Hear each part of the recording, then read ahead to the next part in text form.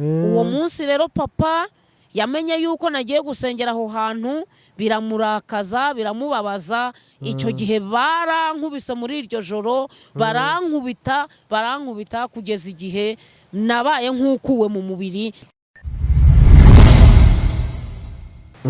naringeze hahandi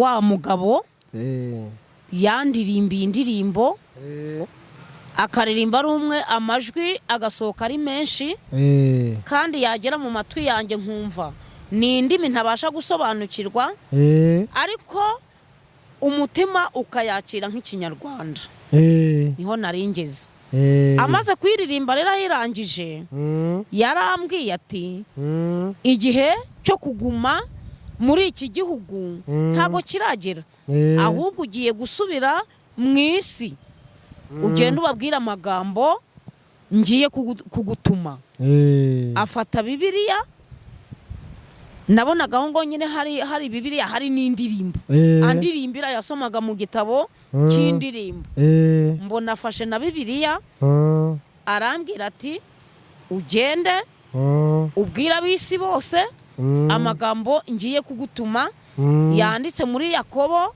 ibice 4 uhereye ku murongo wa 7 n'uwa 8 hari amagambo agira ati mbanze nyarebe muri bibiliya nibyo byiza kuyanga abantu bamenye ko ibintu turi gukora nyine twe bivuga mu mutwe gusa kuko ubu ngubu ni ubutumwa Imana yampaye kugira ngo mbugeze ku bantu bose batuye isi niko uwo mugabo yambwiye yanditse muri Yakobo ibice byaho 4 umurongo wa 7 n'uwa 8 haravuga hati nuko rero mugandukire Imana kandi murwanye Satani nawe azabahunga mwegera Imana nayo izabegera yemwe ab'imitima ibiri banyabyaha ni mukarabe hari umuyaga mwinshi umuyaga habaye mwinshi reka twongere dusubiremo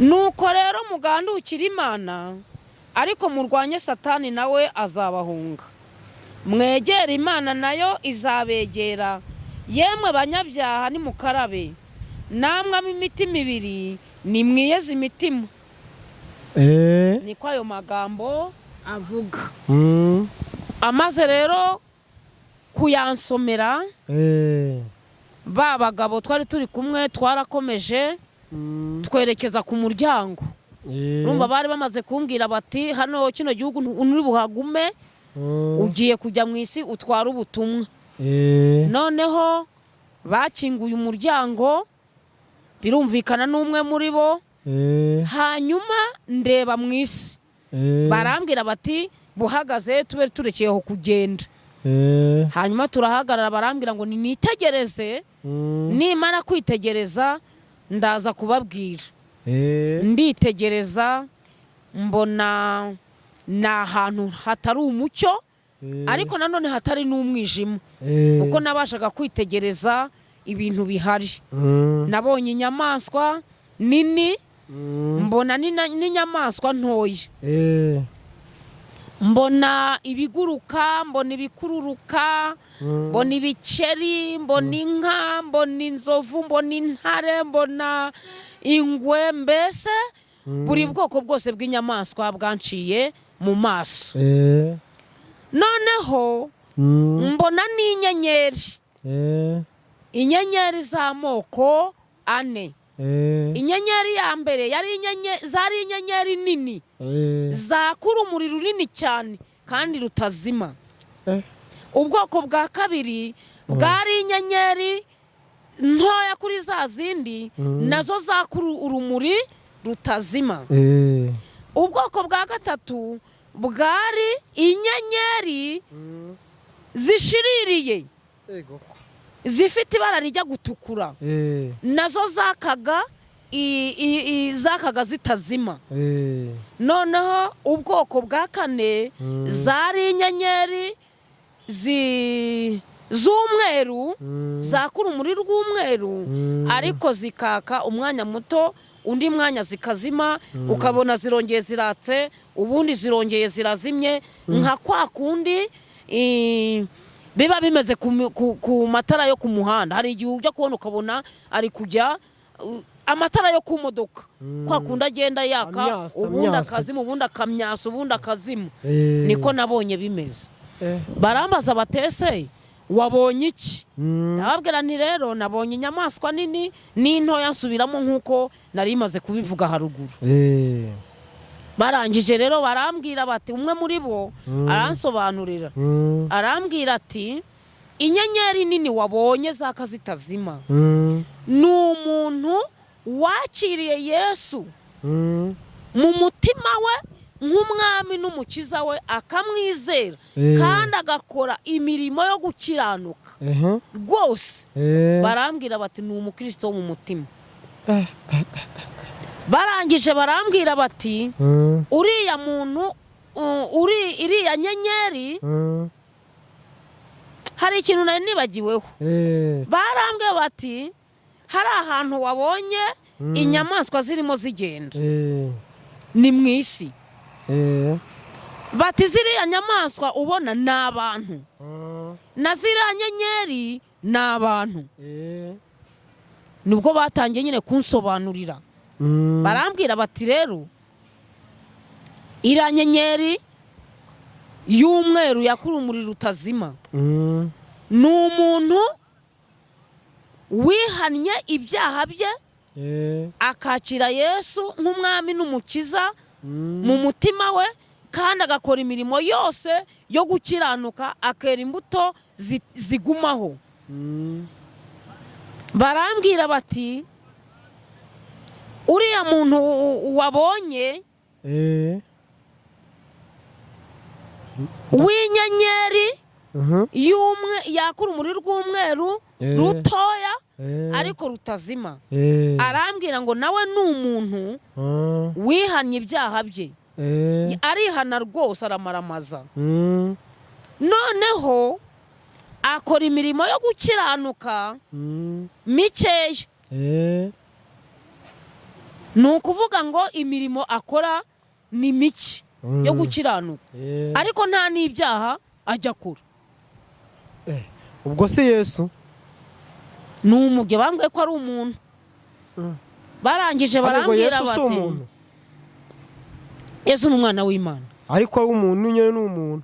Barangiye mba numva utari umuntu nyine ari Imana, ariko Yesu ni umuntu kuko yavukiye mu isi, abyarwa n'abantu. Yesu yavukiye mu isi, abyarwa n'abantu, ariko ari Imana. Ni Imana yihinduye urusoro ijya mu nda ya Mariya. Ariko nyine byagiraga ngo nyine byitwe ko byagiraga ngo Yesu nyine azitwa umuntu. Nibyo anapfira ikiremwa muntu. Yego, akibambirwa aho hantu. Yego, urakoze kunyunganira. Twakomeje rero tubwire ukuntu nyine byakomeje biragenda, ukuntu nyine byarangiye kugeza ubwo wavuze ati ngomba kuguma muri ADPR, niho ngomba gushinga imizi, kugeza ubwo wahabonye ubutumwa bwiza, ukaba ugeze n'igihe cyo kubusangiza abandi. Yego, byumvikane ko wamara amajubu, noneho nta wundi mwuka waza ngo akubwira ati dore noneho muri ADPR ibyitware turi kubona niyo mu Bisilamu, ugenda ujye mu Bisilamu. Ntabwo byashoboka ibyo ngibyo. Ubwo urumva ko nyine wamaze gufata ahantu hamwe. Noneho tubwire ukuntu byagenze kugira ngo wumve uhafa umaramaje, ukavuga uti ngiye ngomba gusengera byanze bikunze muri ADPR kugeza igihe nzasazira. Yego, noneho barambwiye bati ziriya nyenyeri ureba zakura urumuri rutukura narwo rutazima, narwo ni abantu baba mu matorero ataramwe, bagasenga, bagakora imirimo y'itorero, ariko batarihanye ibyaha byabo, batararetse kamere y'ibyaha, batarakiriye Yesu mu mitima yabo nk'umwami n'umukiza wabo. Abo ni abantu bakora imirimo y'itorero, bakajya gusenga, bakaba mu rusengero. Noneho rwa rumuri rwaka umweru, rurwaka rukazima, ubundi rukakundi rukazima. Nabwo barambwiye ngo ni abantu bihana ibyaha byabo, bakaba mu gukiranuka, bagakora imirimo y'itorero, bagakomeza agakiza. Ariko igihe gito, ikindi gihe cyagera, hagira ikintu kigaragara nk'inkomyi, bya bindi bari barize bakabivamo, bakaba basezeye ku mwami Yesu, bakaba basezeye ku itorero gakeya. Kumbe bya bindi za nyenyeri zose burya zari abantu n'abana. Njyebwe numvaga inyenyeri ngo zimyasa, inyenyeri ngo zitukura, ngo inyenyeri zijimye, inyenyeri z'umweru ngo zifite urumuri rwinshi cyane. Ibyo byari byancanze. Kumbe ubwo ni igisobanuro cy'abantu uko byagiye. Noneho abo bantu rero baba mu itorero, bagakora imirimo yo gukiranuka, kandi ko kumwami Yesu n'umukiza ari mu mutima. Ariko igihe cyagera bakamwirukana, bakasubira mu ngeso zabo mbi. Iyo umuntu yasubiye mu byaha rero aba yirukanye umwami Yesu, kuko abami babiri ntibaba mu mutima umwe, n'ibihanga bibiri ntago bijya mu nkoni. Kandi n'Imana burangwa irafuha ngo nta n'umuntu ukeza abami babiri. Akagenda akamara icyo gihe, akazumva kagomba kugaruka. Ikindi gihe akagaruka mu itorero, akongera agakizwa, kandi agakizwa akijijwe. Hazaboneka ikindi kigeragezo, akongera akagenza umugongo, akisubirira mu byo yahozemo. Barambwira bati rero ziriya nyamaswa wabonye na biriya biguruka n'ibikururuka nabyo ni abantu. Noneho barambwira bati rero ziriya nyamaswa zishushanya ibyaha, zishushanya ubwoko bw'ibyaha. Ubwoko bw'ibyaha rero iyo bugiye mu muntu, wenda nk'intare ikajya mu muntu, cyangwa se ingwe ikajya ubwo icyo cyaha gishushanya ingwe kikajya mu muntu, umuntu nyine ahita agaragara nka ya nyamaswa. Kumbe yego. Nuko rero barangije, bamaze kubimbwira, numva rwose umutima wo kuza ngo ngiye mu isi ndabyanga, ahubwo ntangira kwisotasota nsubira aho twari tuvuye. Mbona wa muntu wari uhagaze iburyo bwanjye, twari turimo tuvugana, arimo kunsobanurira, arambuye ikiganza cye, anyeretse akantu karabagiranaga mu ntoke ze. Ngiye kwibona, mbona nicaye hahandi nari nicaye igihe nasomaga ijambo ry'Imana. Ariko noneho ntungurwa no gusanga mama hari na papa hari na ba data wacu n'abandi bantu bose bari aho ngaho mw'iyo nzu, kuko muri ayo masaha yose uko ari 9 abo bantu barambwiraga, nanjye nkabasubiza. Rero ntibabashije kumva icyo abo bantu bambwira, ariko njyewe ibyo navugaga barabyumvise, bituma bagira ubwoba, bahuruza ababyeyi banjye n'abari aho bose, baraza barankikiza. Nuko rero narakomeje mbaho ngaho, n'ubundi sinajya muri ADPR kuko iyerekwa ryaho ntaryo nari mfite, kandi rwose umutima wanjye niwahakundaga. Nakubwiye ko iyo mico numvaga itanyuze. Numvaga ari abantu bagenda bakarara mu masengesho, ati ukakeka ko ari uburara. Umunsi umwe rero ari kuwa gatatu, naramutse numva nezerewe, numva nyuzwe.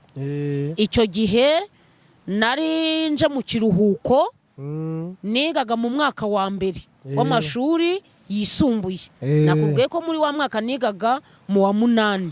Tugiye mu kiruhuko rero ari kuwa gatatu, ndamuka numva nezerewe, numva amagambo yabaye make, nkumva hano hejuru mu bwonko hakonjemo ukuntu nka kwa kuntu umuntu ashobora gusukaho ubuki.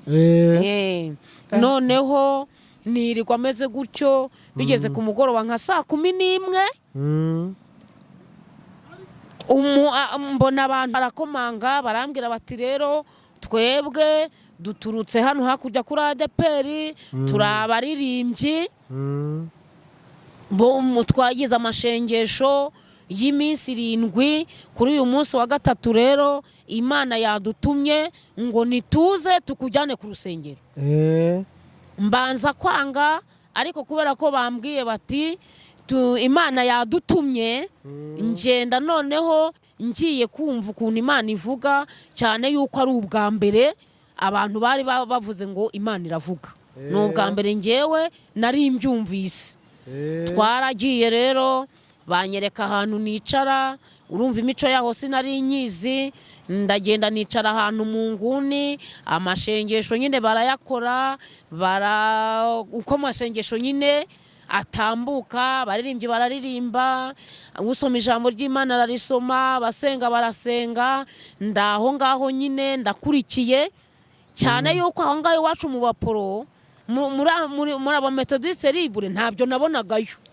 nta byari bihari nagombaga rero gukurikirana iyo mico ngo ndebe n'ukuntu bimeze cyane ko icyo bari bantumiriye bari batarakimbwira birangije rero ngiye kubona ngiye kumva nanone numva ndahindutse ukuntu barimo basenga twese dupfukamye noneho ubwo ngubwo ariko ngewe nasenze nkanuye naravugaga nkanuye kuko nabonaga ibyo bintu biri gukorwa iwacu nigeze mbibona nkumva abantu bari kujya bavuga ibindi bintu ariko ngatekereza nkavuga ariko ibi bintu ndi kumva noneho agatima gakaza gakubita kwa kundi umuntu yaririmbaga nkumva biza mu matwi yanjye ari ibintu ntumva ariko ngategereza ko ibyo bintu bari kuvuga bigera mu mutima wanjye ari ikinyarwanda nkomeza rero kugira amakenga ndumva mbona uwari uyoboye amashengesho uwo munsi wari wayoboye uwo munsi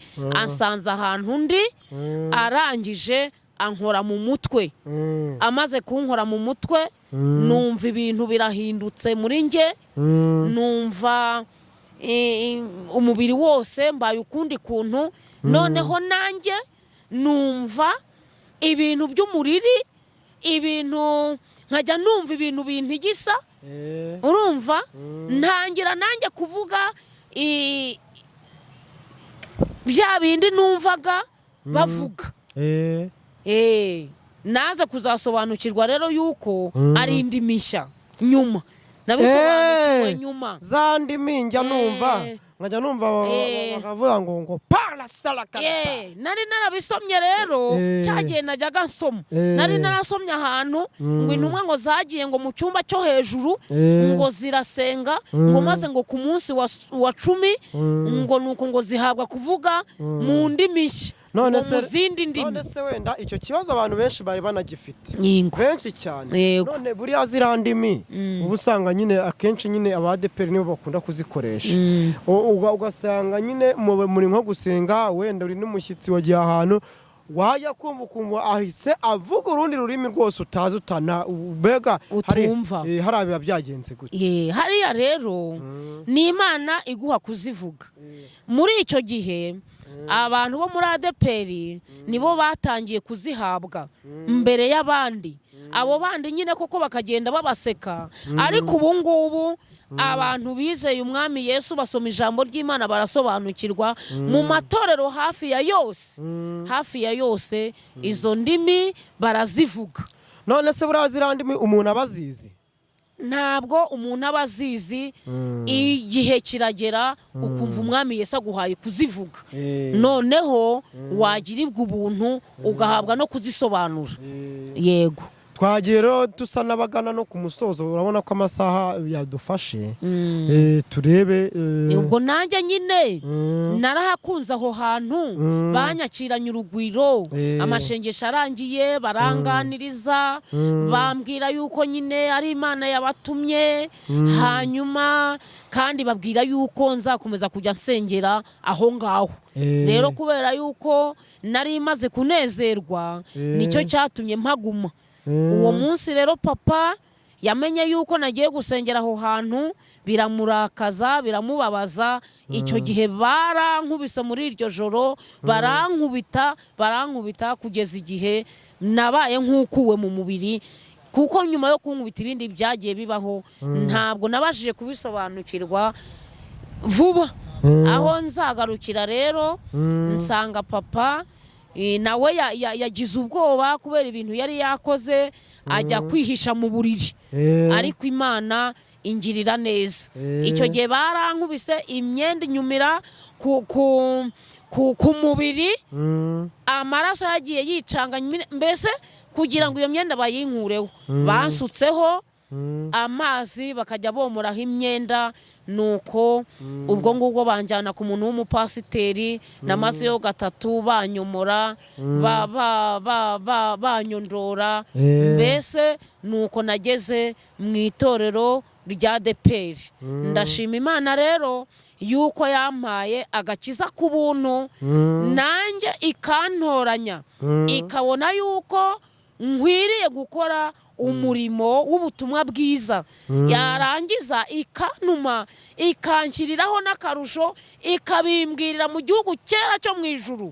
Umenya hari yarabonaga yuko nibimbwira mu isi wenda ntazabyemera, ntago mbizi ntiyambwiye impamvu, ariko ndashima Imana ko nanjye ndumwe mu bantu bahamya yuko Yesu agira neza, bahamya yuko Yesu ari umwami, bahamya yuko kubamwizeye, kubizeye Imana, kwizera Imana ari isoko y'ubuzima, ari isoko y'ubugingo, ari isoko y'amahoro, ari isoko yo kuruhuka. Kwizera Yesu bikiza indwara, kwizera Yesu byirukana abadayimoni na za karande zo mu muryango, izo zose zivaho. Kwizera Yesu byirukana ibyaha, kwizera Yesu bitanga ubukire, kwizera Yesu bitanga amahoro. Kwizera Yesu ni umunyenga. Haleluya, amen, amen. Umunyenga. None se ndahamagarira ab'isi bose kugira ngo bizere Yesu Kristo, bahabwe ubugingo buhoraho, kandi bakiri mu isi bacika amakuba. Tutaragenda ngo tujye kure, icyo gihe ujya wavuze ko nyine ngo bamenye ko wagiyeho muri ADEPR, ngo ababyeyi ngo barankubita, baranzitagura. None se icyo gihe ntabwo icyo gihe wari ufite umugabo? Nari umwana wiga mu wa mbere segonderi. Yego. Ubwo n'umugabo washatse mbega uri muri ADEPR? Nashatse umugabo ndi muri ADEPR, nararangije no kwiga. Gushaka umugabo byasabye umugabo ko ahindura idini, cyangwa umugabo nawe mwari kumwe? Nawe icyo gihe yari ari muri ADEPR. Ubwo ni ubundi buhamya bundi tuzavugaho nyuma. Nta kibazo. Ubwo abakurikiye Kubaho Uwiteka TV barabibona. Icyo gihe ubwo baba bategereje, mbega mu gihe banagitegereje babe bakora subscribe kugira ngo bazamenye ko byagezeho. Ndakwibutsa kandi ukande hasi ukazogera, kugira ngo buri kiganiro cyose dushyizeho ujye uba uwa mbere kukibona. Ukande inzogera, hanyuma ubisharinge. Kandi turashimira abantu bose bagiye kujya badufasha kubisharinga, bakabireba, bagatera komenti, bakatubwira mbega ahatagenda neza, kugira ngo twikosore. Murabona ko aribwo tukiza. Rero turabafite nk'ababyeyi, nk'abajyanama beza, kugira ngo muzajye mutubwira aho ibintu byakosamiye, mubyandike muri komenti, hanyuma natwe tubikosore, dukomeze twibanire neza. Kandi mu by'ukuri ndakeka ko Imana izabaho umugisha utagabanyije, umugisha mu by'ukuri ndetse uzigamiye. Reka rero dusoreze ahangaha. Twari turi kumwe n'uyu mubyeyi, ariko muzakomeza mubane kenshi. Hazajya haza n'abandi, tubemereye yuko tutazigera tubatenguha. Natwe mutwereke urukundo, muduhe subscribe mu rwose, turebe yuko natwe ibintu byacu twajya tubishyiraho bikabasha kurebwa. Mwabikunda mukatubwira, kandi mubonye n'ikibazo mwatubwira. Turabashimiye rero, turabakunda. Reka tutari twagenda tubanze twihanganishe abantu baba bagize ibyago, twihanganishe abantu baba bari mu magereza, twihanganishe abantu baba batameze neza, dusaba Imana ngo imfubyi ziri ku muhanda Imana izibere umubyeyi, abagore babuze abagabo Imana ibabere umugabo, abari mu nzu z'imbohe Imana ibahe kwihanganisha kandi ibabere ubutabera. Hanyuma uwumva uwakoze ibyaha Imana imuhe kuba yakwihanganira ibihano ahabwa, kandi na urengana Imana imuburanire, imugende imbere mu rukiko, imbere umucamanza. Abarwayi babuze ubuvuzi cyangwa se babihebye, Imana ibabera umuganga, kuko niyo itera urushinge rumwe cyangwa se igategeka bigakomera bikanaba. Rero reka tubasezere, tubabwire ko ibiganiro byacu ari akagaruka, tuzakomeza tubibagezeho kandi turabizeza ko tuzabagezaho ibintu byiza. Murakoze cyane, murakabyara. Njye mwari kumwe nitwa Cacana, umubyeyi mwari kumwe nawe yitwa Mama Shalom, niryo zina twamwita nyine nk'umubyeyi, aho kugira ngo dukomeze tumusubiremo amazina, ariko ubundi amazina ye bwite yitwa Nyiranzabahimana Sophia. Murakoze cyane.